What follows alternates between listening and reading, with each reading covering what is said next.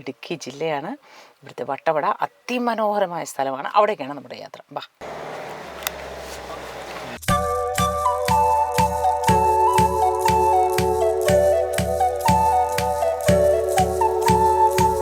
ഊർക്കാട് നിന്ന് തുടങ്ങി കോവിലൂരും ചിലന്തിയാറും പഴത്തോട്ടവും കടന്ന് വീണ്ടും ഊർക്കാട് തന്നെ വന്നെത്തുന്ന ഒരു വട്ടമാണ് വട്ടവട. വട്ടവടയിലെ വെളുത്തുള്ളി ലോക പ്രശസ്തമാണ് എന്ന് വേണം പറയാൻ. അത്രയും ഫ്ലേവറുള്ള ഒരു വെളുത്തുള്ളി മറ്റെവിടെയും കിട്ടില്ല. മറയൂർ വട്ടവട ഭാഗങ്ങളിലാണ് ഇത് ഏറ്റവും കൂടുതൽ കിട്ടുക എന്നാണ് പറയുന്നത്. അപ്പോൾ വെളുത്തുള്ളി അന്വേഷിച്ച് കൂടിയുള്ളൊരു വരവാണ് നമ്മുടേത്.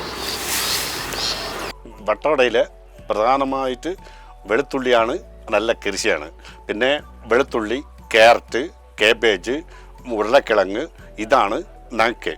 ഔഷധ ഗുണങ്ങളേറെയുള്ളതും എരിവും കടുത്ത ഗന്ധമുള്ളതുമായ ഈ കുഞ്ഞൻ വെളുത്തുള്ളിയാണ് പല ആവശ്യങ്ങൾക്കായി ഇവിടെ നിന്ന് കടൽ കിടക്കുന്നതിൽ മുൻപന്തിയിൽ. പിന്നെ സ്ട്രോബെറിയും. ചേട്ടാ, ഈ സ്ട്രോബെറിയൊക്കെ സാധാരണ എത്ര വിളവെടുക്കും? ഇവിടുന്ന് എത്ര കിട്ടും?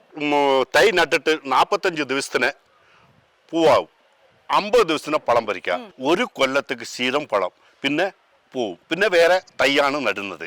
2 കൊല്ലത്തേക്ക് നമുക്ക് പറിച്ചു കൊണ്ടേയിരിക്കുക. ചീരം കണ്ട, ഇതാണ് വട്ടവടയിലെ പതിവ്.